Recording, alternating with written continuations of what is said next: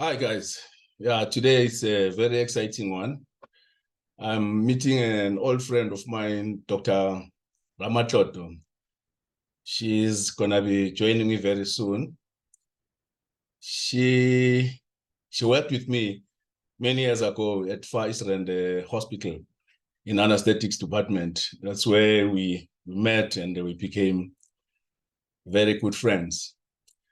Yeah, so I'm very, very excited. Apparently, since she left Far Eastern Hospital, she has been doing quite a lot of work in various hospitals and private. So today I'm looking forward to talking to her, and she's joining me very soon. Hi, Doc. Hi, how are you? I'm Can you see great. me? Yourself? Hi. Thanks. Long time. It's been forever. Is It's been for is it what? Hmm? A decade or what? Is it 10 years? It's about 8. 8 years, eh? Yeah, it's about 8 years. Yeah, we're at Far Eastern Hospital. Eh? Yeah, we were at Far Eastern Hospital. I think both everyone was very unhappy there. Yeah. So we all wanted to find a way out, but it seems so. I agree. Then no, I think the day that I applied to come to Pretoria from Eastern, ne? Yeah. I was coming from a call, Yeah. and it was 8 o'clock in the morning when I got to my house, and I was thinking to myself, "Well, this cannot be my it can't be. There's a lady that's coming there, drops off her kids at school, hey, and then when it came to pick them up, she's, Karelina, that's the life that I want." So yeah, Mari, now it's more clinical work. Yeah. So where are you now? So you left Pretoria, went to Pretoria, ne? Yeah, so I went to Steve Biko. Right. I stayed there because I left to 2016. 2016, okay. Yeah, Family 2016. Yeah. And then I stayed, I was in a post and Kadula until 2020. Right. Yeah, so I decided the things were not really progressing in the way that I wanted. So, let me go. I'm tired now. You went private? I went to private. I've been about a year. Yeah. Yeah. Yeah. Private is also work. You a lot, work. Yeah, it's too much. Yeah. So yeah, balancing. I feel like I've never found the balance. Who finds it? It's so difficult. In our field, it's so difficult to find the balance. The thing is, we are not in control of the situation. Someone else is in control, and mainly in this case, I mean, there are two major players. It's the government that is in control, and then if you move from private sector, if you go to private sector, you find there are two players: it's government and the businessman in private. Who is looking at the bottom line. Us as doctors, we are just tools. You understand? Just I usually call we're just glorified workers, basically. We are glorified workers. Yeah, exactly. Yeah, so you reach a point where you ask yourself many questions, and the third one is that sometimes you ask yourself, is it worth it? I mean, I never want to look down upon our profession. It's a very noble profession, but the problem is that when you're not in control and you're pushed around by everyone wherever you go, sometimes you sit down and ask yourself, was it really worth it? I also agree. That's why I'm saying that when I left Eastern, I was frustrated and I wanted a way out. Yeah. So unfortunately, because of not knowing and and so on. I thought, no, if I just go and specialize, it will get better. Yeah. But actually, no. Private nayo, it's from both sides. You will always be at the bottom of the chain. Exactly. Yeah. Because even if you look at it as a specialist, the post does not change. The post is still the same. I mean, it's still a medical aid, you know.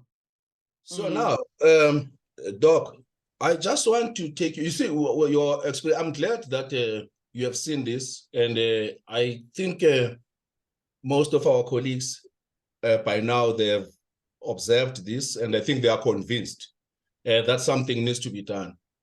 But unfortunately, there are many things on the way. One of them, of course, is our mindset. You know, that is on our way, and the other one, of course, will be the hope. You know, when there are certain institutions or certain structures or bodies that give you hope, and they can also delay you. I mean, you may think that maybe next year or year after next, and so on, only to find nothing happens. So we are trapped in that kind of a situation. Either we have trapped ourselves with our minds, or somebody's trapping us, and say, you're not going anywhere. I'll just keep promising you something, and then you just stay there.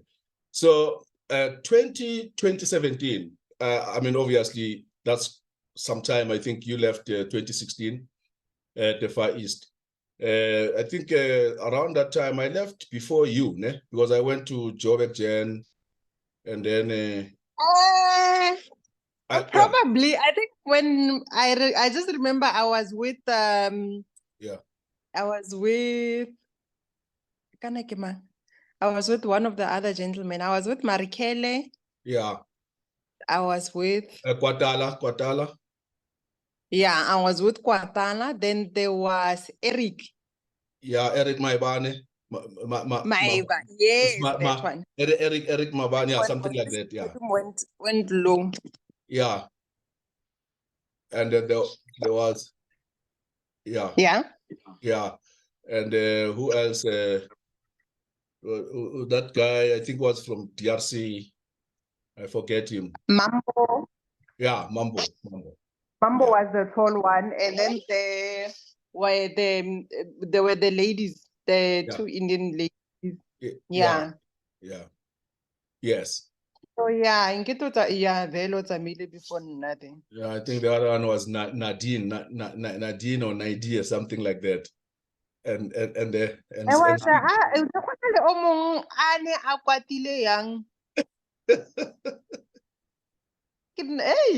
where's it going? I'm not I think there are personalities for clinical. Yeah.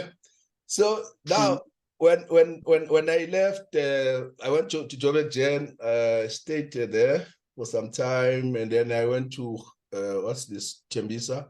No, I came back actually to Far East, and then I went to Tembisa. I ended up in orthopedics, by the way.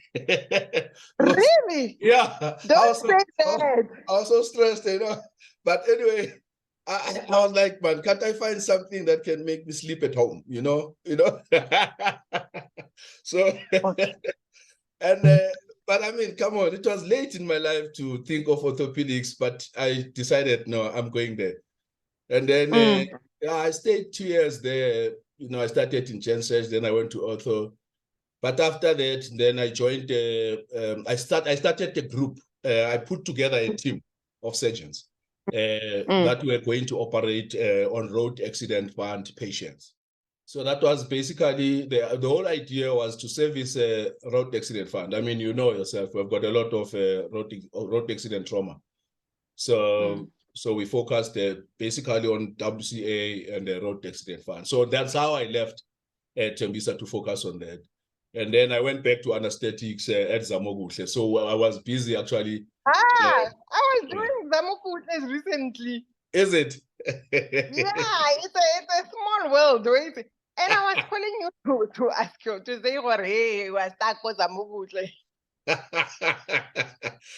Yeah, you know what? Yeah, so we did a lot of work there. It's a long story, you know, until I said, you know what?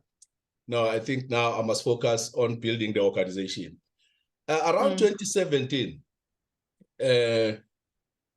I led the formation of a pro-medical cooperative, because at that time, 2017, that's when I realized that us as doctors in particular, of course, we know one talks about healthcare professionals, but let me tell you, the people who suffer most is the doctors, because we don't have lunch, we don't have tea time, we don't have sleep, we don't have anything, you know, and you know, and on top of that, everybody throws all the problems to us, and we must just accept them. It's the patient. Of course, we accept the patient to throw the problems to us, but you know, when it's other people, patients are not the problem. But when it's other people now, you know, where you work, and it becomes if it's the system that is against you, you understand, that really becomes painful.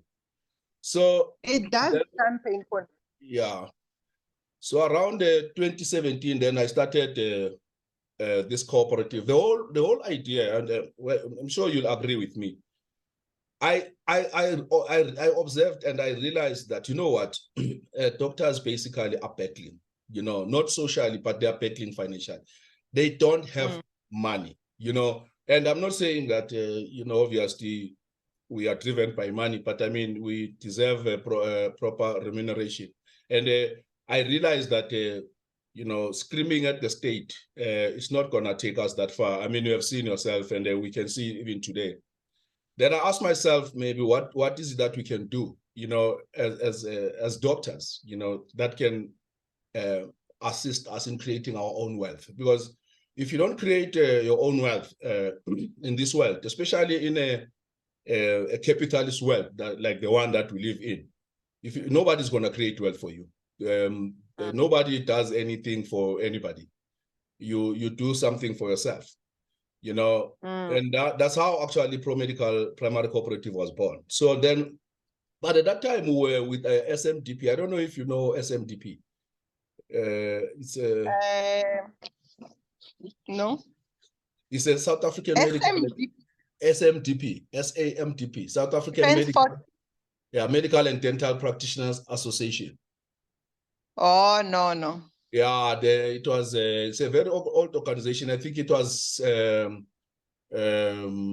incorporated in 1989 or something like that. When we qualified, we found SMDP was already in action. And yeah, the main idea of SMDP was to actually create wealth for the doctor, so that when we qualify, you don't have to struggle financially. In fact, you can even enjoy staying in the state hospitals and render services there to assist those who need us there. So that was the very noble idea, you understand. And the leaders who started that at that time, Abu Joe Maelane, you know, who's this guy, Abu Shabangu, you know, a lot of them. So they had this brilliant idea. But along the way, you know, so when we qualified, we actually joined SMDP. It was automatic. In fact, SAMA was secondary, you know, because SAMA to us was more like a political structure rather than a business structure. SMDP was clear. It was a business structure. It was creating wealth. Whereas SAMA was just a non-profit organization that claims, or it was claiming that is going to represent us, you know, at government level, you know, when dealing with the issues of legislation, you know, dealing with regulation and so forth. Whereas SMDP, its mandate was clear. It was to create wealth for us as medical doctors. And now, and of course, with the dentists.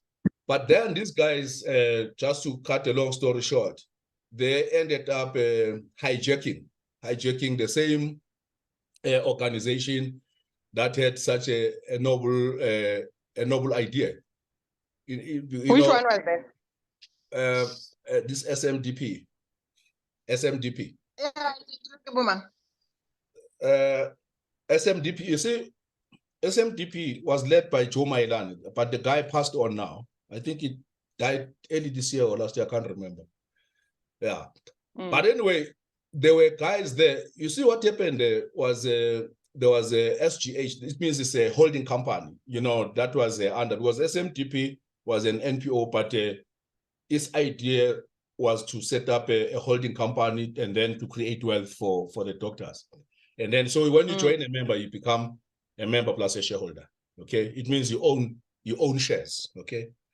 And then today, actually, it owns MedScheme. MedScheme, the one that is paying us. Yeah.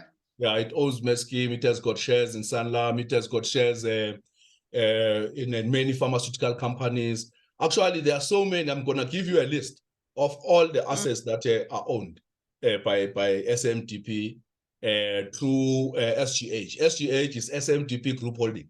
Okay. So, by the way, me and you are not supposed to be poor today. We're supposed to be very rich just because of that. You understand? But let me tell you something. So, few guys who were directors of SGH, and then they decided to hijack it. Black people, we always do that. And then they decided to hijack it, and then for their own benefit or to the benefit of themselves, their wives, girlfriends, and their relatives and so forth. As usual. It's the black thing again. Yeah. It's because we're poor. It's not a black thing, it's a poverty thing. Oh, it's a poverty thing. Yeah, true. No, 100%. I like that. I like that perspective. Yeah. So when we were at SMTP, we realized all those things were happening. Then we decided to organize ourselves in a form of a cooperative. A cooperative structure is a more transparent structure. And we are not fighting the leadership, basically, to say, why are you guys hijacking, a vehicle that is supposed to empower or create wealth for the two. We're not arguing that. People do things for their own reasons. But we were saying, allow us to set up a cooperative structure, and then we'll go out there and look out for the deals or projects that can benefit the doctors in a more transparent manner. So that's all we're saying. But these guys, they didn't like it. And what they did, they kicked us out. So, but anyway, we didn't challenge anything. We just left, and then we set up ProMedical. At that time, we were calling it SMTP Cooperative. And then later on, when we incorporated, then we actually registered as a ProMedical Primary Cooperative. And the whole idea, again, was just the same as that of SMTP, but this time, it was more practical. We just said, okay, we're going to get the doctors to become part of this when they join, and then they get shares. So at that time, we started at 6,100 rands. So people would just put 6,100 rands, then we give them 5,500 shares at 1 rand per share. Of course, we're very ambitious. We thought that we could finance anything. You understand that, because the idea was to set up our own hospitals, where, and you'd understand yourself and agree with me that the biggest problem that we have as doctors is that we don't own hospitals. That's our biggest weakness. We have the patients, we control, because patients, they come to us, they don't go to a hospital. But the problem is that we don't own hospitals. We don't have infrastructure. And we piggyback on other people's infrastructure. That is why we're abused so much. And we are getting older, and we realize that you have nothing to show for anything, you see. Because you have been walking around in somebody else's corridors with your stethoscope and your degrees. And those people there, they don't have the degrees that you have. They don't give a damn about you. These guys, they play golf every day. And then you work there, sitting, walking between life and death with those patients from theater to ICU. They don't care. All they want to know, how many patients did you do? If there's any problem, and that problem is yours, it must come to you, because, your insurance and yourself must sort each other out. They are not interested. And they take all the money, and then you walk away. Exactly. They take all the money and you walk away with a decimal fraction. So that's the name of the game. So I felt that, no, as doctors, we need to take ownership. This is our industry.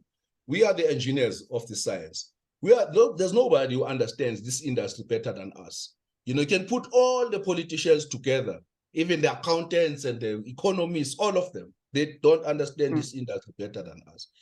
So, and yet we are sitting there at the back, and they make all the decisions, they make all the money, they make the legislation, they do everything. And then after that, they call us and tell us that, okay, you are going to do 1, 2, 3, 4, and you must do it as fast as possible. So then I said, no, but we need to do something. So that is how ProMedical was formed, to say, okay, let's look at ownership of hospitals. It's key. And we said we're going to own our hospitals, but now we need to fund our own hospitals, fund our rehab centers, and fund our medical centers, find the entire infrastructure. But let me tell you something, that was a mammoth task, because now to get doctors, that is when I realized that doctors don't have money. Because, honestly, because, you calculate, you say, we needed to be 200, just 200 doctors. And if we were to contribute, each one of us, at least, let's say 100,000, you understand?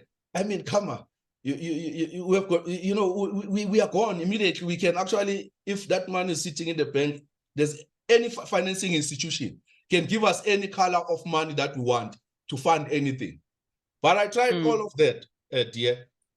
We couldn't raise that money. And then until we were forced now to go to the funding institutions. Now, if you go to the financial institutions, you know yourself. You are going 10 years. Yeah? You understand? 10 years. Yeah? They want the 10-year plan and how much you've been making. And you see now. Now, I mean, it's so easy for us to raise 20 million and do something. We if for instance, even if you can go back and say, if we're putting 5,000 rands per month, because most of us, that's what we're paying. We're paying insurances, we're paying everybody. All these people, if you can take our bank statements and then you see the debit orders that are going through, then you realize that we're actually working for these people. So that was the idea. But exactly. But it didn't happen. Then we're forced now to go back to look for the for funders. Well, to cut a long story short, eventually we managed to get the financiers, people who can fund our projects. We have now a hospital in Fortsburg that we're just about to conclude the deal, which is going to be 100% owned by ProMedical. And then we have another one that will be 50% owned. It's in Benoni, it's a day hospital. And then we got an opportunity to buy 20% at Mokwasi. There's a hospital that has been built there. Let's say, Mokwasi, ne? I've been following some of these hospitals stated in chatting getting the associated NHI. Yeah. So, but anyway, so that's what we did to set up this ProMedical. Now, unfortunately, when ProMedical was set up on the basis of the Cooperatives Act 2005, the whole idea of cooperatives was that the government was committing, Thabo Mbeki was in charge at that time when he enacted the act, because he wanted to take the economy of South Africa to largely sit on the hands of the cooperatives, because that is how you can actually get everybody to participate in a mainstream economy, is by setting up cooperatives. That's what he wanted. That was the whole idea. I was in NAFCOC at that time. So we embraced the idea and then started setting up cooperatives. We're in Dube. There's so many things that we did. Then, but we saw something happening after Thabo Mbeki left office. Nobody cared about cooperatives. And then nobody was interested even in talking about cooperatives. And the whole idea was that cooperatives were the ones who were supposed to get the first preference when it comes to procurement. There's a document called the Department of Trade and Industry Strategy on the Development and Promotion of Cooperatives. That document, nobody wants to talk about it even today. If you can show it to a parliamentarian, they run away immediately because they are not interested. Because the reason is because now cooperatives, they tend to empower broadly. They tend to they tend to share economy or wealth broadly and give it the opportunities to communities. They don't want that because they prefer that at least single individuals should be making money, not many people, because you'd understand. I mean, that's their business model. You understand? Politics is business these days. So then realizing that we were in a tight corner, 2020, then we started the mass democratic civil movement. And then now, at that time, we thought that the problem was just about cooperatives. We didn't realize that the rot was so deep that actually the entire country has been auctioned. We thought, okay. we thought we're dealing with we're lobbying and advocating on behalf of cooperatives, one cooperative to be strong. But then along the way, we said, no, guys, let us go back to the drawing board. this thing is deeper than we thought, because every institution had been captured.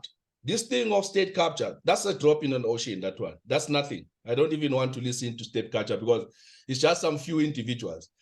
Every institution in this country, hospital, clinic, school, anything that you can think of is a sponsor shop of a certain group who are politically connected. And there's nothing you can do. These guys are so entrenched. You can't uproot this. There's nothing you can do. Then we decided, just recently, we said, guys, I think now, especially us as professionals, we have ourselves to blame for all this, because we can see it, we understand it, but we are doing nothing. We are folding our arms.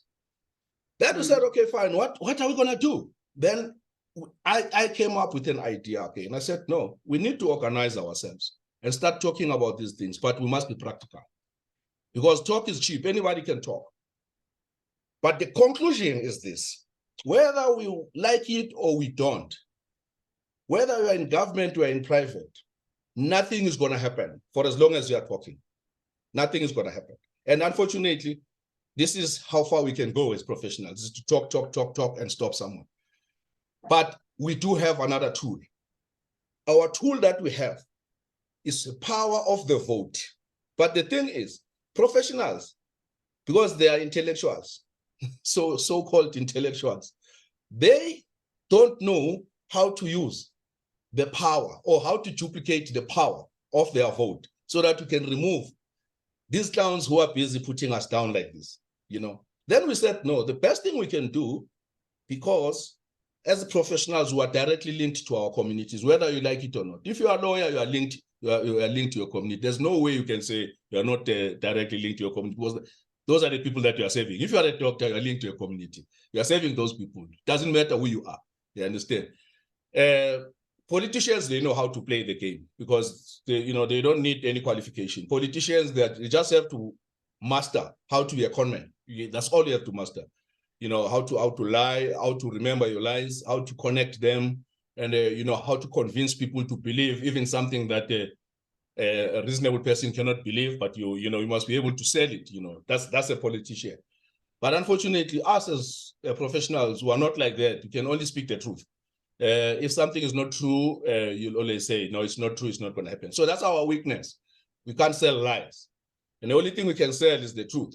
So now the question is, what do we do? We're in a tight corner. And then I suggested that, no, let us strengthen MDCM and go to our community, to our communities, and educate them. But let us work with community leaders, because we already have community leaders. If you go to the townships, you'll find people who are not necessarily political, but they are doing something in our communities. You'll find they've got mamas there who are doing soup kitchens, and then some of them Baranama Crash. These are community builders. I mean, they work hard. Some of them, they actually do these things out of their pockets. And then you will find, the church groups there doing youth development programs. You understand? People are busy in the township, but they don't have guidance. They don't know what next from here. The only thing they can keep applying to social development for some little sense to assist them there and there. But they don't see the power that they have on their hands. They are like us.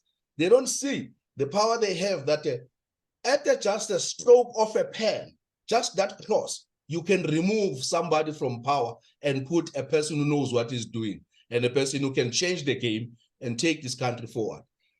So if, for instance, because the question you'll ask me is, but why do we have to do that? Because we do have a functioning government and so forth. I don't think there's anybody still today who believes that we have a functioning government. I mean, if there's a person who still believes that, well, maybe that guy, that person would need a proper examination, because I mean, you would also need to sell me you would really have to find ways to convince me for the person that replaces the rod is going to be able to make a difference. Because like I said, it's rotten all the way. So placing a good man there, I mean, so I like that one. I like that one. Yeah, let me tell you, and I know because the reason why, and it's a very genuine question that you're asking, because many people have asked this. Rato, here's one thing. There are two things we can do. We fold our arms, let things go on as they go on. That's one. And that is very easy, that one. We can do that one like now. The second one, we do something. But the question that you're asking, if we do something, how are we going to do it differently that you don't end up going to the same situation that we're in before? Mass Democratic Civil Movement, we came up with a proposed structure that we're using right now. We said, Mass Democratic Civil Movement needs to set up an office. That's an operational office. Now, when you set up an operational office, what is the function of this office? It needs to have reps. We identify reps in the offices, in the communities. Now, you would remember that our communities, they are structured in the form of wards. The voting wards, we have got the voting districts and so forth. We remember that structure. That's basically the functional anatomy of our communities as we speak. Then we said, if we identify reps in each and every ward and each and every voting districts, okay, throughout the country, those are the people who are going to identify the problems and discuss with the communities what the challenges are, and then they put them together, and then bring those projects after discussing with the communities, planning with the communities. They bring those problems to the Office of Mass Democratic Civil Movement. Okay, I'm going to tell you how the office is structured, because our approach is functional. All right, it's not an approach. It's not a political approach. It's a people-based approach. It's practical. It's active. It's alive. Meaning that it's not a talk show where people are going to sit and go to a lot of meetings trying to think about the conferences and all those things. Yeah, must I wait for you? I can wait for you. You want to do something? No, let's continue. Okay.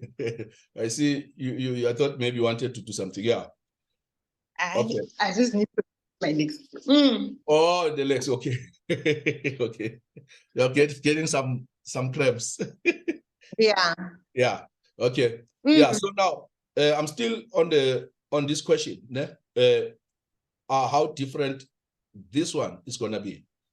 So now, the other thing, which is a house rule, is that the people who are reps, okay, working with the communities, they assist Mass Democratic Civil Movement to identify, right? To identify the right people who are going to take the positions of responsibility, right? Now, why are we doing that? Because we know that if the reps work with those small communities there, whether it be the wards or the districts, and then they give us that information, we would be able to shortlist those people, because they will give us a list. And then we say, okay, these are the people that need to come for interviews, okay? And then you screen. That's where the screening test comes in now, because that's the beginning where we answer your question. Because we have got to screen the people who are going to work for the communities or lead the communities. Otherwise, you will go back straight. Yeah. They say you don't want to take money from someone that you'll regret. Come on. Yeah, come again. Kare, no, I just came across for it's necessary to be doing that, because you don't want to go into business with someone is going to make it hard. Exactly. And look, we have learned from these political parties. I mean, you have seen it yourself. What is happening there? The people who come and join these political parties, they have nothing to do with serving the communities. These people, they are coming in there to make money, and they make money very fast. I can give you a long list of examples, even people that are my friends. I trusted these people, but as soon as they get into these organizations, I can tell you now, the language has changed. All they are discussing with me, all they are talking about, they're talking about money. When maybe I think it's now because we're talking about the finances and what people are going through. So it's triggering a stress response. Oh, and then that's usually during rest time. Sometimes the body pains. At a certain time. Yeah. So I think I'm just recording, everything that you're saying about how doctors are. There's so many layers between you and that money. Yeah. You must distribute to chance of insurance, business insurance, body poppy, insurance for if they can get access to your computer. So now all of that is replaying in my mind. Yeah. Yeah, so like it's already paid karena pain mara. As a pain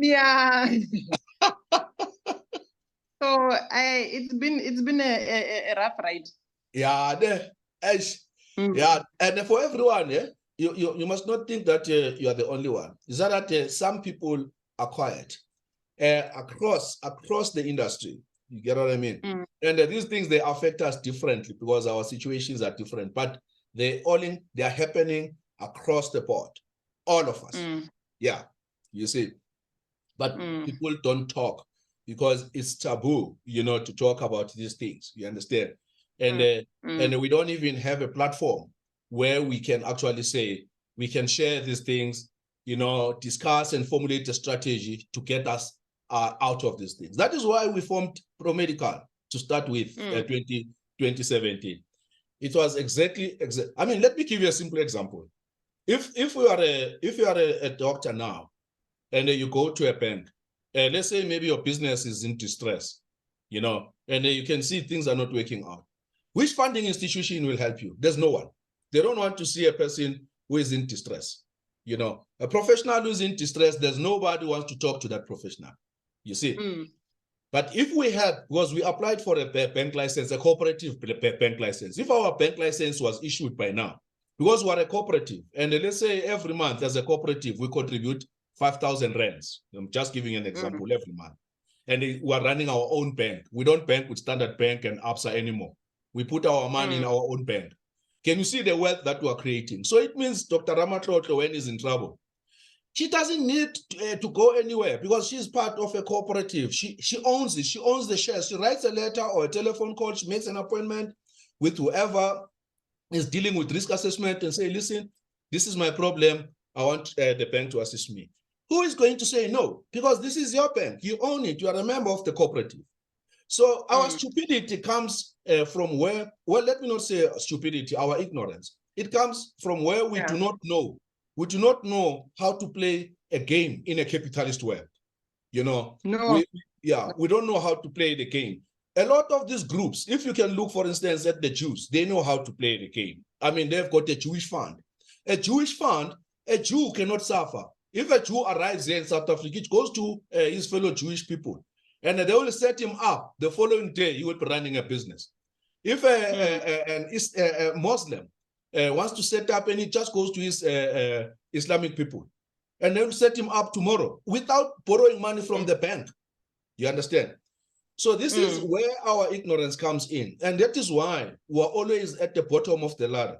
And I liked it. I liked it when you said it's not about the color, but it's about poverty, and it's true. What is killing us? Is killing us is poverty. Well, it's not because it's the color of our skin. It's because we don't have money. We don't have wealth. We don't have it. As a black nation, we don't have wealth. We have not created. There's no generational wealth. There's nothing. You see, that is why we do the things that we do and the way we do them. Why other nations don't do the things that we're doing and they do them differently? It's because they've got generational wealth that assists them. When a guy qualifies from school, he knows he's going to join a network of practice that his father was part of or his relatives were part of, and so forth. We were never equal. Exactly. You see. So the question is now, what do? We are where we are. We need to start somewhere so that our kids don't say, yeah, we were never equal. Our kids must say, our parents did it. They did it. So, but if we keep complaining, that is why I said to the guys, let's start a cooperative and stop complaining, because there's no nation that is going to come to our rescue, you know, and there's no politician. There's no politician that will come to our rescue, because politicians, they are working for their pockets. There's not even a single one. I don't, you know, and I don't even a word of advice. Exactly. And I like the question that you asked, because it's a genuine question to say, okay, we go out and say we remove these buggers, okay? But then what do we replace them with?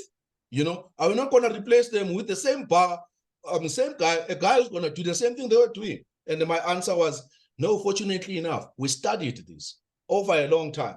And we came up with a formula. We said, if the people that we put in these positions of responsibility are screened and properly screened, and they need to have the qualifications to do the things that they say they can do.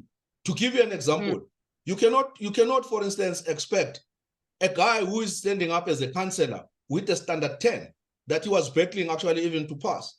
And then now he gets elected to a council, and then he becomes now a leader, and he's going to be charged with our finances. But he has got no financial background. How do you add that one? You can't add that. Doesn't add up. You see, that person is a political animal. Now, a political animal is a guy who has got no qualification, but he goes around mobilizing people to vote him to power so that he can have his hand in the cookie jar. That's all. That's a political animal. But what we're looking for people of substance, people who know what they are talking about. If, for instance, you say you are an economist. If you are an economist, you must have a degree in economics, you know, and you must also show us, you can't say, I mean, how do you put people in power to run a complicated thing like a country? I mean, come on, you know, you take a guy, I don't want to mention names, but you take a guy, you know, just because this guy was addressing people in the rallies, he was brave enough, you know, to talk, yep. And suddenly now he's given a position of a minister of transport.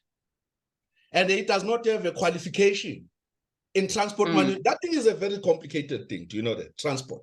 It means you're going to transport the people, you know, you have got to have brains, you know, and you have got to be knowledgeable. You must have practiced this thing that you say you know for a period of at least not less than 5 years before you can say you know what you're talking about. And you know yourself what I'm talking about.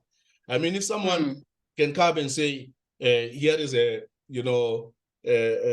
doctor, he just qualified 2 weeks ago, you know, even yourself as a medical doctor, you say, yeah, but where is his senior? You know, at least you must work with his senior, you know. Because you know that, yes, he's a doctor, but he still needs something else. It's the same thing. We need experience, and you can't buy it, unfortunately, you know. So this is where MDCM is coming in. It says, no. We need people who know what they're talking about and who have got qualifications. You cannot say, yeah, you have an idea because you have read so many articles or some books and so forth to keep on quoting and mentioning names. No. But we need to see the documents and also generally, not only the skills, the knowledge, but the behavior. You understand? These days it's a fashion. I mean, it's almost like now politics is full of rock stars. And then you hear a guy now, yeah, I was in prison, you know, I was a gangster, yeah, but I'm clean now. Now I want to be a president now. I mean, what nonsense is that? Yes, we are clean because, of course, we have served your time. But I mean, come on. For us, that thing must still make us worried that, you know, what kind of the psychology that you have that, you know, that makes you, that made you in the first place to start killing people, and then you end up in prison. And yes, now they've prayed for you. Yeah, we believe that you are fine, but you cannot be our president. So it's things like that. You understand? So MDCM comes in right there. And here's the other thing that we have as part of our formula is that if, for instance, a person is standing for a public position, he has got to go through not only an interview, they must also go through reorientation, because we have established an academy. We've got an academy, okay? And that's where now you get the industry experts who are going to train and make sure that these people that are going to take these positions of responsibility, they know what to do. Above all, they have got to sign a contract with the people, what you call MDCM contract, the people's contract. You have got to sign it, because we must be able to remove you when you don't perform. Right now, you cannot remove a politician when he does not perform, right? Because there's no agreement. I mean, how do you remove him? You must vote him out. But if, for instance, a guy took a public position under the banner of mass democratic civil movement, okay? Now that guy will have signed a people's contract. And fortunately enough, in the office of mass democratic civil movement, we've got lawyers who actually we've got all these divisions, legal division, IT, admin, we've got everything there. So once you have been appointed to say you are going to do this, before you go and occupy that position, you have got to sign here. And then you're still going to contest elections in any case, and then you'll be supported by MDCM, but you'll have signed here. So that the day we want to remove you, we don't wait for Parliament to remove you.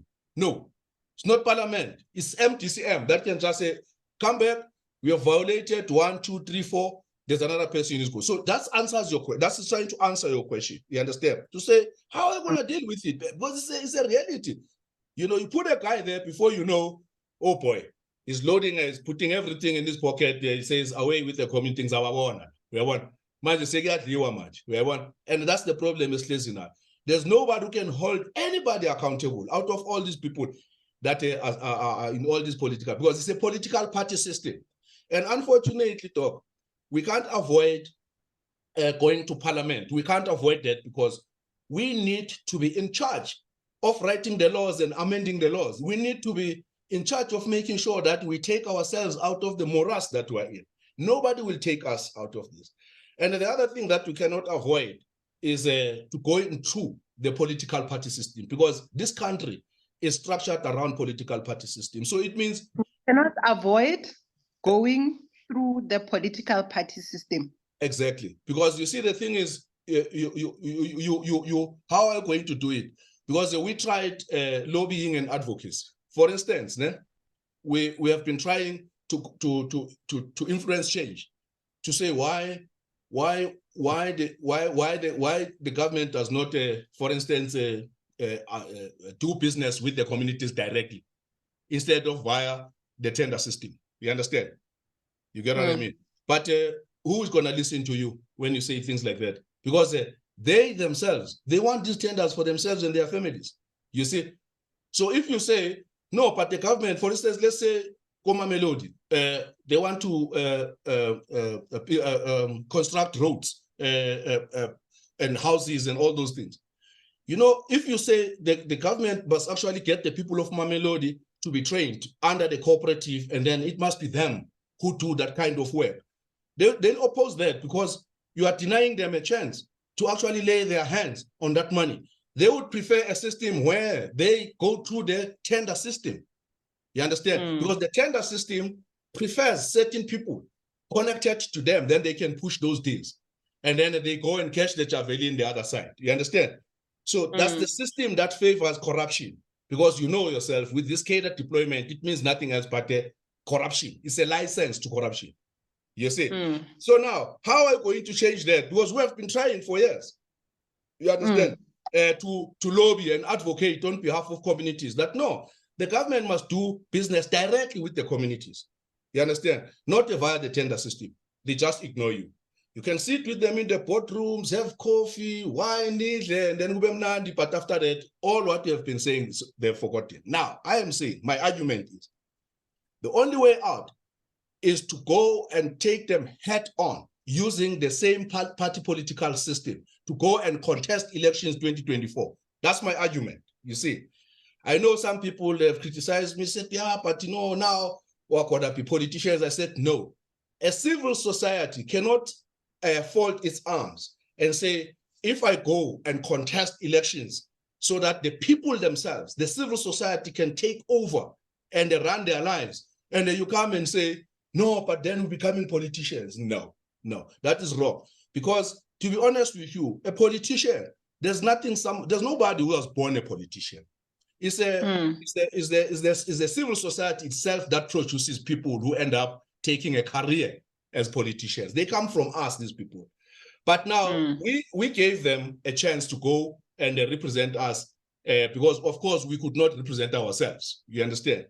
And then now, they end up actually being far from the people and doing their own thing. So it means it calls upon the people, you understand, to take over and say, okay, if you guys, we sent you to do some work for us and we are not doing it, I'll do it myself. I remember my grandmother, if he sent you to do something and they were busy taking your time, and then he would just stand up and say, okay, fine, sit down, and then she would just go and do it. And then and after that, she's happy because she has done it, because you are busy dealing and she doesn't know what you are doing. So it's the same thing. If the civil society realizes that these people that we asked to go and do some work for us, they are not doing it, or they are doing it wrongly, or they are doing it for themselves, we need to stand up and say, we are going to do it. So that's all I'm saying. And then us at the office, we don't even want to go to any a position of power, or what we call a public office, because we believe that there are people out there who have the necessary skills, the knowledge, and the correct behavioral attributes that we can harness, and we can take them to serve us in these positions after they have been screened by the system of mass democratic movement. But in our office, our job is to put together resources. And usually you are talking financial resources. We are mobilizing money from the corporate world, and the corporate is prepared to give us a lot of money. They are just waiting for us now to finish our registration, because we are busy now putting together the numbers so that we can register with IEC. As soon as we're registered with IEC, they are prepared to give us the money so that we can go and campaign and contest the elections 2024. And then the office is just nothing else but an operational office. It's not there to go and contest elections. It is there to identify the people, the right people who have got the right skills, the knowledge, who are going to go there and serve the people of South Africa in their respective positions.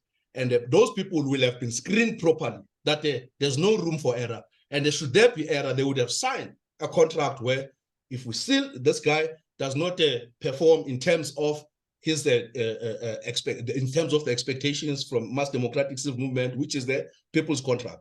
Okay, and then we'll be looking at the performance areas, the performance indicators, and then the day we see that, hey, this guy is not delivering, then all we need is just to inform the people that who are recalling him, because he has breached a contract. It's as easy as that. That's how to run a business, or that's how to run a country. You can't run these things like it's a spaza shop. These things are serious. A country is a very complex thing, you see. So, but unless we do this, then we're not going to win. Of course, the other option is to sit and do nothing, which is the easiest, that one, you see. But you know yourself, anybody, who does nothing gets nothing. So, but at least here, we have at least something we're trying to, even if it means we fail, it's okay. Failure is okay, but at least we would have tried, you understand, to correct this system, you see. So, because for me, I don't see anything improving, unless maybe you still have hope. I don't have hope. I don't know if people are hoping that things are going to change, I don't know. And if there's one thing, maybe the other option is to go somewhere. Where do I go? I mean, this is the only country that I know. And if I'm going to watch it like this, and then it collapses on its knees like this, I mean, I can tell you now, 5-10 years down the line, are you aware that doctors who are unemployed now, they cannot get a job? They can't. Yeah. For the first time, I hear something like that. That this is the time where a doctor cannot get a job. If you happen to be voted above, forget it. It actually is difficult to get a job even in rural areas these days. One guy was telling me that he has tried rural areas. I said, why don't you try rural areas? He says, no, I'm above 40. But I'm so it's sad, you understand?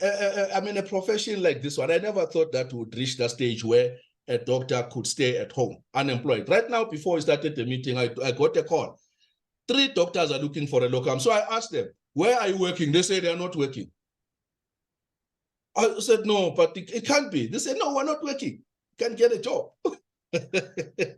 Yeah, but so that's where we are. I don't even want to mention, things about the unemployment. I mean, we're sitting about 40%. I mean, mostly it's young people. You know, that's a time bomb. You understand? Everything that was working before is not working. I don't even want to talk about education. You understand? This education, it's actually, it does not exist. It does not even produce a guy who is even close to what is required by this country. You know, at least maybe medicine is still safe and law, medicine, law, maybe to a certain extent, accounting, but I don't see all these other industries. I don't see them. They are not close to what actually this country and the world is looking for.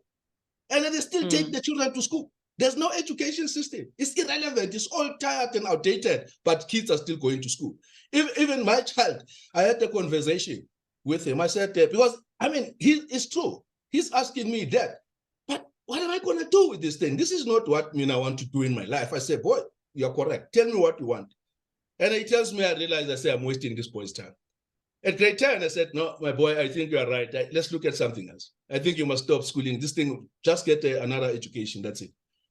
You understand? Just do what you want to do. Because everything now is on the screen. I said, just do, study. As long as you are disciplined enough, study everything, and then what you love. Because this nonsense, unless maybe you wanted to do law, medicine. He says, I don't want to do this medicine of yours. Because this thing is too much.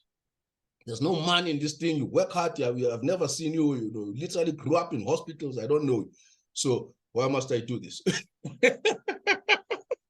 You understand? So, I mean, we don't have transport, public transport. What kind of a country that doesn't have public transport? Yeah. We rent down our Transnet, our Prasa, we rent down SAA, we rent down DNet. We used to export arms. Yeah. We're focal. We rent down ESCOM. Right now, I mean, you know, there's load shedding that is coming. I heard one in the morning, at night. So you always have everything. You understand? So we actually now it's even worse, dog. We don't even have water. Yeah. Now you see now. And to make it worse, there's no water. Yeah, water. You see. And then now they want NHI. As if they didn't take enough. Yeah? Now they want NHI. Now that's where they finish us now. Now you go now and control the money, single payer system. It means now you'll be paid. You'll claim from the state, single payer system. Oh, now they finish us. And if someone still thinks that we can still sit and say, no, it's going to be better, let me be honest with you. Then I would rather prepare, you know, to build a nice, well, because even sometimes when you own a house, you'll be able to, you'll find yourself unable to pay the rates and taxes at some point. Because if you reach a point where you're not working, you know, then you'll rely on what you have invested, which is not a lot. Because I can tell you now, all these passive investments, they're nothing. You can go and assess them right now. They're nothing. They're nothing. They want to increase yearly by however many percent, and then by the end of, when you are 45, you need to be paying 20,000 a month towards retirement. Oh yeah, what? And they'll just simply go and cash in and just take it and eat it. Because what are you going to do? And after that, now, where you stay, the rates and taxes are 4,000 rands. Now you realize you can't even pay them. So you must go and build a shack. You know, just go and build yourself a nice shack where you're going to retire or ship out. Now, how do you ship out? You're going to go and look after the grannies there in UK.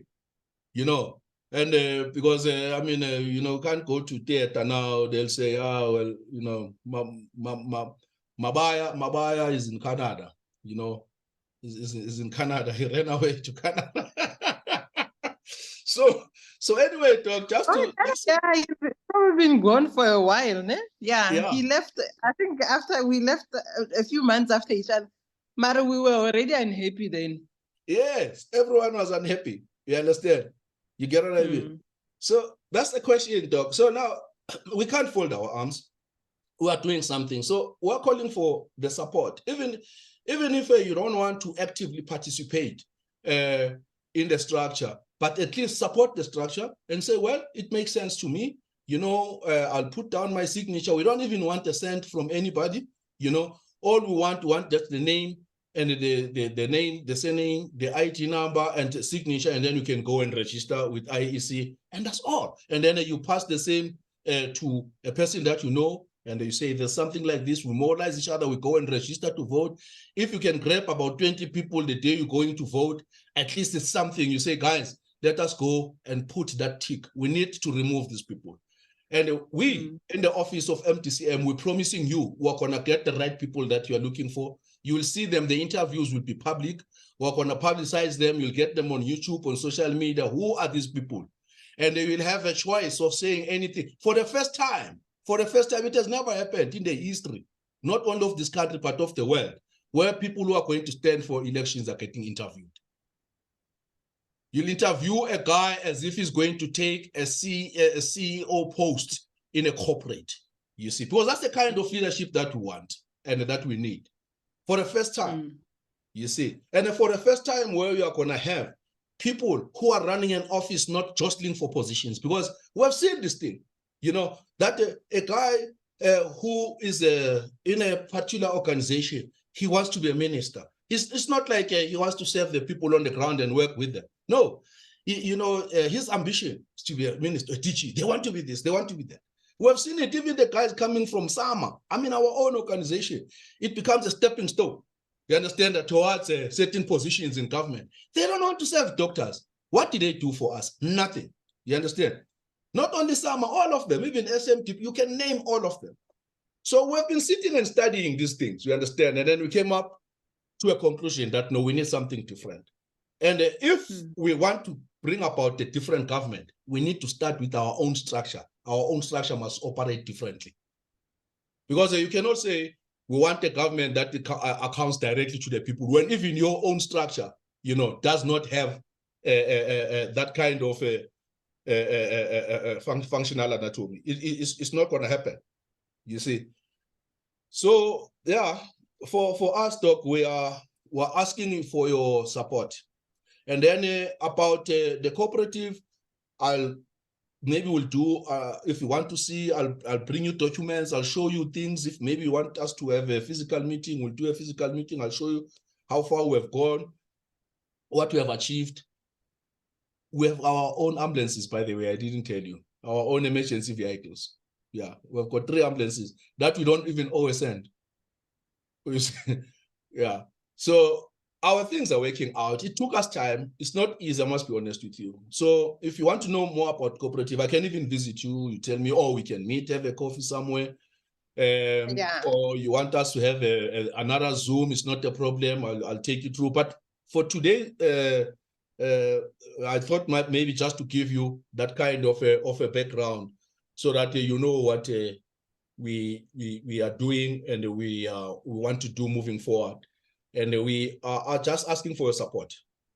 And also, if you have time, you want to participate in our stuff. And again, if maybe you have got a project that you want us to assist on, that's, I nearly forgot that one. Because remember, you need also to flourish. You need to grow. We want to see you growing, as a professional. If you have got ideas, you wanted to do this, you want to do this, let us know. We'll give you all the support that you need so that you can achieve what you want to achieve. You understand? It's not a structure where we talk too much. It's not a talk show structure. It's a very practical, very functional structure. We solve problems. That's what we do. So if you have anything, or somebody, or in your community, there are certain issues that you identify, please bring them to us, and together with you, we'll solve them. And the good thing with us is that if, for instance, you are an organizer of your community, wherever you are, whatever you do, when we mobilize resources, we make sure that those projects, they are overseen by you from the office, but we use you so that at least you get paid for actually doing or overseeing those projects. Because without you, who understands those communities, it will be difficult for those things to take off. And then even the community members who are actually working, using their hands, doing those things. For instance, if there's a renovation of a tennis court, to give you an example, and you have identified people that are going to work there, you oversee the project, we also pay them, you see, because we mobilize the funds from the corporate, and the corporate is prepared to put the funds to the communities because they have been giving them to the politicians, and the politicians have messed up. And in fact, after messing up, they come back and say, yeah, now we've messed up and they're no longer giving us the money, we're going to expropriate everything without compensation. Now they want to grab everything. Yeah, how do you do that? We'll wake up, we'll be Zimbabwe in one day. The day you do that, one day. Yeah, that's what I've been there. That's what I've been thinking. But I think I didn't I don't think I thought I knew about this part of the cooperative, because now when I did go to your website, and then I saw what you were doing in terms of I think in terms of acquiring assets. That will start, that will bring in income. So that's what grabbed my attention. So now that was what I was looking for. And even now when you're talking, what you're saying it's ideal, but it needs to be financed. So you are saying for finance, they are fine. Yeah, finance is not a problem. The problem is the project. You see, let me tell you, that's why I want to take you through. Pro-medical is too detailed and it's a business. So if you want, we can have a special meeting for this one. I did touch a little bit what you are doing. If you want to know more, I'm always available to give you more. The reason why I wanted to give you the Mass Democratic Civil Movement, the umbrella body, it's just so that you know that it does exist and how does it fit in, because you're going to hear more about it as we move forward. It's MDCM is more like it's a political structure, or what we would call an NPO, which is non-profit, whereas Pro-medical is a profit-making structure. So it's a business. So now, if you want to know about that one, I'm going to come to you, or you say we must have a Zoom, it's fine. I can do that, but I'll have to prepare also documents for you. I can even start sending you some documents so that you can see. You understand that? Because a business, you know yourself, you put down your money. Where you're going to put down your money, you really want to know everything about that business. You want to know the balance sheet. You want to know the income. I think now this is where what you're saying, we have structures in place to teach. So that's why I've been struggling, because like how you're saying, the economy is a very, it's not, you are not just going to leave matric and then start thinking you'll be able to run the country. So but then when you also look at the levels, like I'm saying, and then medical aid, and then there's someone that's coming, so I find that not knowing how the money is those people are they're not educated people that they can be coming and getting a percentage of my money. So, but the problem is, you don't know, this thing that they are doing is a simple something. So you become disempowered. Ne? So I think that's also one of the things that I've always holding back, because I want to have my money work for me. Mar, I don't want to go into it with the knowledge that I have, because then everything that goes wrong, then then I will have an emotional response to it. Whereas if I'm equipped with the knowledge for business, I think then that would also make it, then it also increases the chance of perseverance, where this is what business will go through. There's recessions, there's so on. So I've been looking for, I thought maybe I should read something, Mari. But also nowadays the fly by night, and you get a business MBA, guys, 300,000. So and then there's that MBA, 300,000, which needs time. That's also, so the time that I'm taking away is the time that I'm supposed to be making that money. So I find it becomes a bit difficult. I want to have a vehicle for my money, but I don't want to go into it blindly. You will end up being miserable and making people miserable because I don't like that feeling of not knowing. So I think I will be interested in what you say you've got going in terms of equipping people with knowledge. Yeah. I also like the way Uthalusang Dilogating because it just felt like I'm getting a better understanding, even of just how the structure of politics is. You know, you are right. You are saying, Hore, we don't know the power of a tick because we don't, because we're working. Yeah. But you're working, you're just going to be 50. I mean, how many guys are having heart attacks? The day that you decide, it's your day off. Burukutlu. Dead. So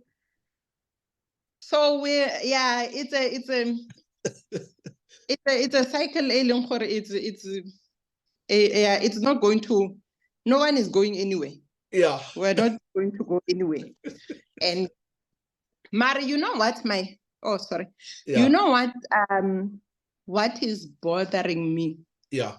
It is, there was something, I just think I tried to write it down. Yeah. There was something about the structure that I felt was a little bit strange. Oh, I want to say to you, so now I understand you've got the cooperative that's going on and you've got the ambulance and you are in partnership with so-and-so people. Yeah. But you feel you also need to have the democratic civil movement. Yeah. Now I understand what you're saying. I understand the business will suffer if people that BEE is what people are aiming for, what the government is aiming for, to enrich just the few. Yeah. Mare, what I want to say, what I've always had in my mind was, but why do white institutions not need to be in government? So, where are they bridging the gap?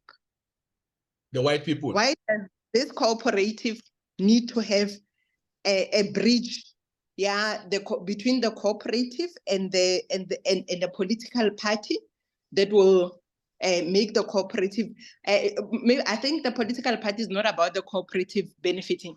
It's about, but it is, because I get what you're saying, the community the cooperative will also be overseeing how resources are allocated in the community, and then there's community upliftment. But where does that come in when you see a hospital go Joburg, what is it, Joburg South or Joburg East? Fortsberg, Joburg, So that's where it only makes sense in terms of us being a black population. Mari, it doesn't make sense in terms of how are the others surviving without having to have a political aspect to their businesses. Or maybe I'm confusing. Yeah. No, but I'm trying to tell two things that are just separate. Yeah. Your heart in a cooperative that you want to make money, and then your heart also in community upliftment. Yes, I hear you very well, and thanks for the question. Let me deal with the cooperative first. You see, a cooperative, by its very nature and definition, is a business. If you look at it, and you can study, you can Google cooperatives, how they work. It's a business, we call it a social business, a cooperative. Yeah, it's totally different from a PTY or your close corporate, for instance. Okay. It is a social business. It's a business that is formed by people who come together, put together their resources with a common goal of realizing their economic success, so to speak. Okay. Now let's deal with our cooperative, ProMedical, because it's a cooperative of health professionals. You know yourself, being a health professional, you cannot divorce yourself from your community that you are serving. It means from the people, because our business basically is patient-centered. So without the patient, we don't have a business. So it's impossible for us to have a cooperative that is business-orientated without taking care of the patient, the needs of the patient. So it's people-centered. We can have a cooperative if we want. We could have, if we wanted to, a cooperative that has nothing to do with the patient. Maybe if we want to go to engineering, you understand, and start manufacturing engineering parts. Yeah, we can do that. But that's not that's not our training. Our training is health. So we decided to do what we know best, which is health. And fortunately or unfortunately, it has to do with the people in our communities. So there's no way we can walk away from our communities. And then why it's a profit-making structure? It's a profit-making structure so that it can create wealth for us, so that we can enjoy our work. That's why we're going out to get funding from the likes of business partners to fund us, so that we can own hospitals, and then we can make money. And we also want to be rich, so that at least we don't have to worry about money. We can serve our people without thinking about money. I would also want to go to a hospital and give them my services for free, and just spend the whole Wednesday and treating children, and for free. That's what I want to do. But I can't do it now, because every hour for me, I must try and make something for my kids. You understand? Even myself, my petrol, I'm thinking about money all the time. That's not how a doctor should be thinking. A doctor should be thinking about, how can I make somebody better? Unfortunately, that's not the case right now, you see. So that's the cooperative. And then coming to mass democratic civil movement. So mass democratic civil movement is a lobbying and advocacy structure. It's a structure that goes out and engage with political leadership, that engages to try and change the law, change the rules of the game, to make the cooperatives, not only our cooperative, but other cooperatives and also other Black businesses and other people better. So that's what MDCM does. It's a broader structure, that one, which actually looks at influencing the government, the corporate, all the decision makers or stakeholders in the economic system, you see, or maybe also in the political system. Now, you asked a question about why other, I don't know if maybe you are still thinking about it, but what I got from you was that why other races, for instance, other people, they run their businesses, but they don't need a political umbrella to run their businesses. You understand? And I take it that though you are referring to other, I take it that you are referring to other people other than us Black people. Us, yeah. Unfortunately, with us as Black people, we have got there's a history, and of which I don't have to repeat to you. But what is killing us more is that we do not have a fund, we do not have wealth that we can tap in. Every time we need to start something, we have to organize ourselves first. You know, we're operating in a very difficult environment. Let me give you an example. We are Black people. We are governed by Black people today. We're no longer governed by white people. We're governed by Black people.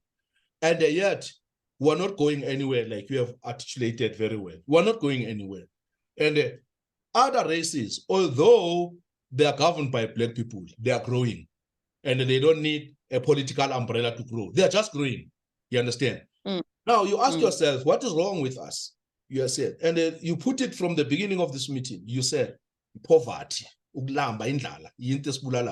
because now every Black person, when he gets into a leadership position, he's working for himself, his family, for his friends, and so forth. He does not work for any other person.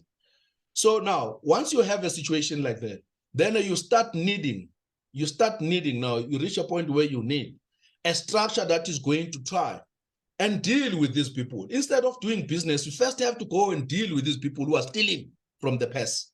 You see, to say stop stealing, that you have a problem because you don't go straight. I mean, black people have got a big problem. Well, maybe let's not say because of race or like you said, because of poverty. I mean, look at it. When you finish school, the first 5 years you are working to uplift your family, to take certain people to school. First 5 years, you're not working for yourself. Yeah. And then once you are done with those people, then you start looking after yourself. And then you still have to also upgrade yourself, educational, there's so many things. And after you have done that, then we have got to deal with our own black people who are stealing from the past. Because now you want to do something now. You find that the country is brought down to its knees. People are stealing. So you need to organize ourselves to go and deal with these thieves. So it's complex. Our lives are very complex, So to answer your question, it's the complexity of a black man's life that calls for such things. We don't need those things. We should be doing business clean like other nations. But unfortunately, we need these umbrella bodies. Let me maybe say something else. These white people do have umbrella bodies.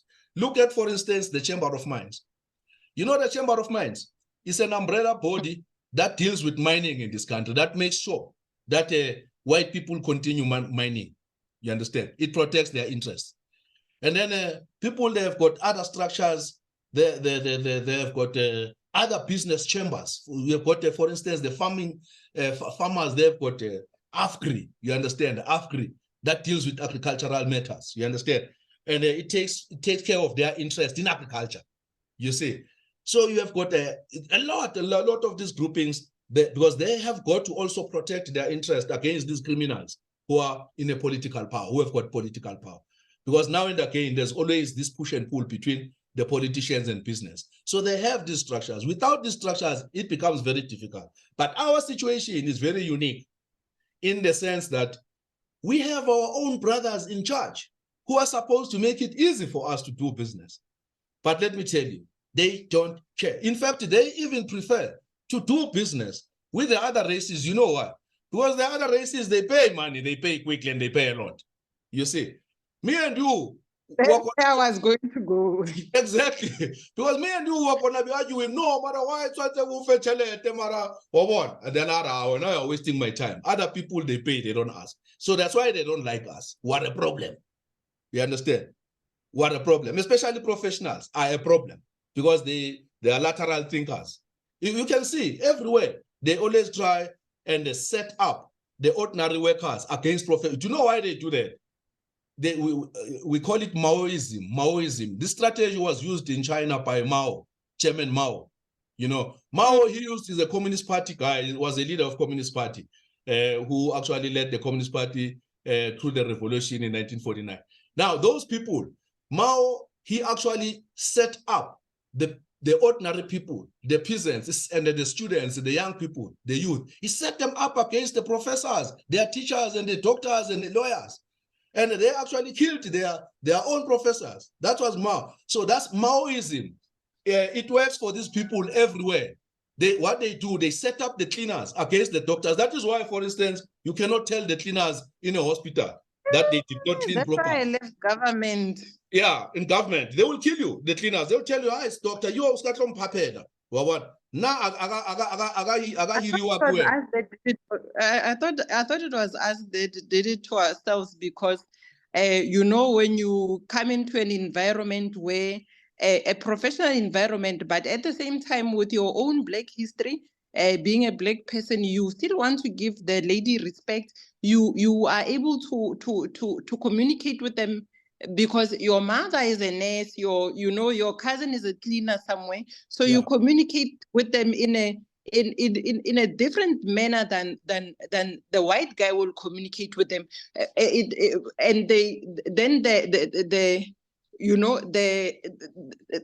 the professionalism or that hierarchy that is well associated with you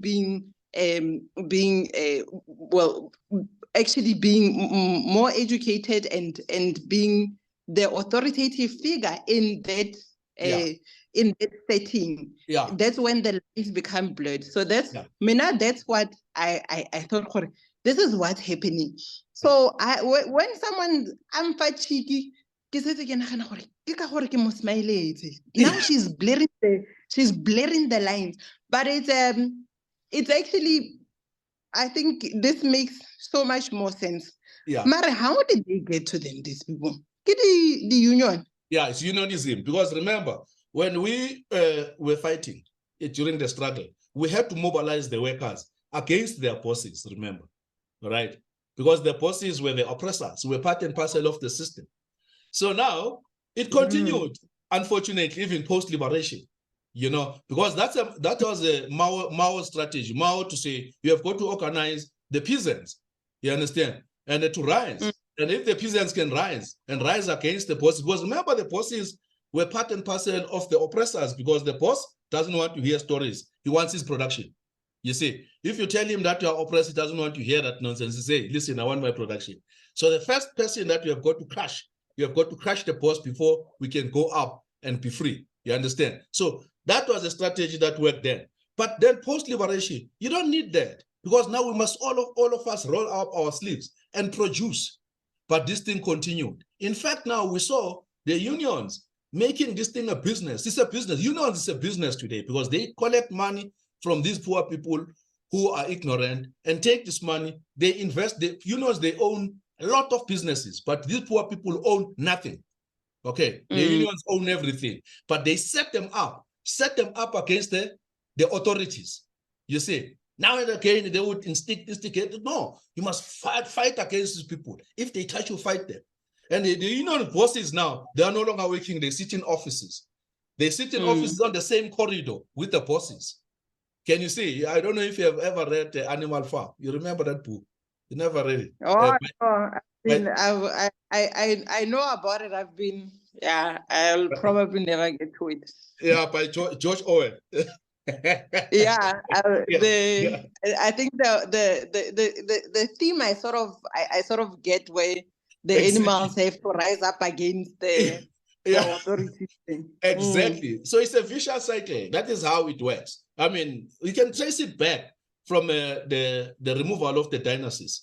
You understand, the kings and queens. And they were replaced by politicians. And the politicians, they gave people the hope that when we remove the kings and queens, we're going to give you freedom. The peasants are going to be free. They will be happy. There will be equal opportunities for all. What happened?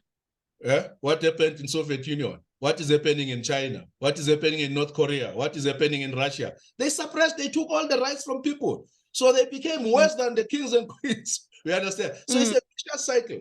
You understand? All these people, when they get to power, they turn against the people. So that's the machinery.